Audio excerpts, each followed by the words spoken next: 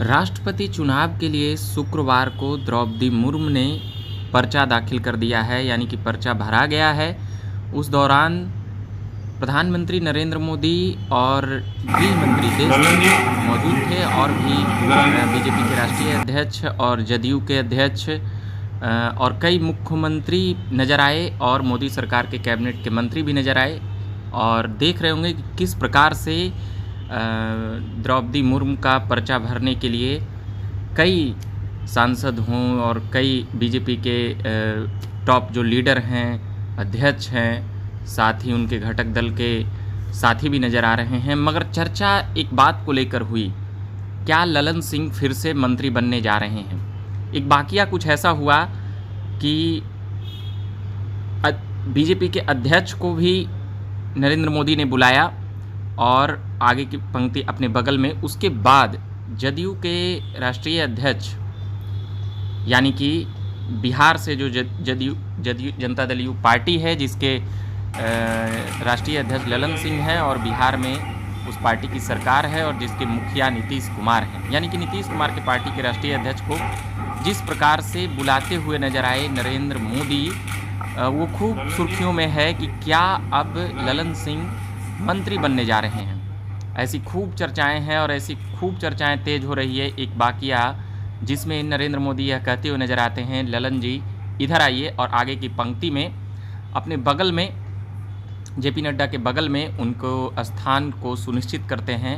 यानी कि यह भी समझ सकते हैं कि किस प्रकार से प्रधानमंत्री नरेंद्र मोदी एक एक सीट का ध्यान रखते हैं, ये समझा जा सकता है। देख रहे होंगे द्रौपदी मुर्मू और देश के रक्षा मंत्री राजनाथ सिंह भी दिख रहे हैं, अमित शाह, नितिन गडकरी, पीछे भूपेंद्र यादव और बीजेपी के अध्यक्ष पहली पंक्ति में नरेंद्र मोदी के बगल में दिख सकते हैं। उन्हीं के बगल में जनता दल यू के अध्यक्ष ललन सिंह, राजीव रंजन प्रसाद सिंह। देख रहे होंगे नामांकन दाखिल हो रहा है। बीते शुक्रवार को ये नामांकन हुआ है द्रौपदी मुर्मू का और उनकी दावेदारी काफ़ी मजबूत मानी जा रही है। उनके अपोजिट यशवंत सिन्हा हैं, जो कभी वाजपेयी सरकार में मंत्री रहे हैं और बीजेपी के संगठन सरकार में अहम भूमिका और जिम्मेदारी में रहे हैं। और उनके बेटे पिछली सरकार में, मोदी सरकार में मंत्री थे, अभी भी वह बीजेपी से सांसद हैं। और देख रहे होंगे कि किस प्रकार से बीजेपी के नेताओं का आने का सिलसिला और एनडीए समर्थित राष्ट्रपति ज्योति मुर्मू के लिए कह सकते हैं कि अलग अलग दलों से जिस प्रकार से वाईएसआर का भी साथ मिला है। और द्रौपदी मुर्मू ने कहा है कि सोनिया गांधी, ममता बनर्जी और शरद पवार से भी बात उनकी करेंगे वो पर्चा दाखिल करने के बाद अपने समर्थन में, तो समझ सकते हैं। मगर जो एक प्रमुख बातें रही कि क्या ललन सिंह मंत्री बनने जा रहे हैं। बीते महीने जैसे कि हुआ कि आरसीपी सिंह को राज्यसभा नहीं भेजे जाने के लिए नाम तय हुआ और ललन सिंह 2019 में ही और आरसीपी सिंह भी मंत्री बनने जा रहे थे, मगर मंत्री बनने से वहां पर चूक गए थे। जदयू ने 2 मंत्री को लेकर बातें हुई थी। उसके बाद नीतीश कुमार बिहार आते हुए नजर आए थे जब मोदी 2019 में सरकार बनाते हुए नजर आए थे। वहीं से कई बातें हुई, मंत्री बनते बनते रह गए। अब 3 साल उस दौर से बीत चुके हैं, तो अभी खबर है कि जदयू के अध्यक्ष मंत्री बन सकते हैं मोदी सरकार में।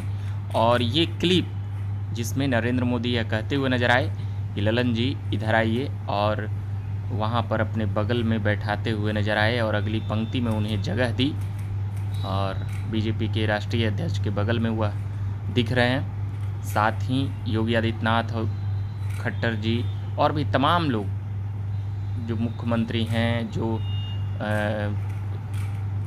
कैबिनेट मंत्री हैं, वो दिख रहे हैं। मगर एक चर्चा तेज हो गई कि जदयू के राष्ट्रीय अध्यक्ष मंत्री बनने के रेस में हैं। जिस प्रकार से द्रौपदी मुर्मू के राष्ट्रपति चुनाव के लिए नामांकन दाखिल करने के वक्त जो चीज़ें हैं वो वायरल हुई, उसके बाद से ही यह खबरें बननी शुरू हो गई।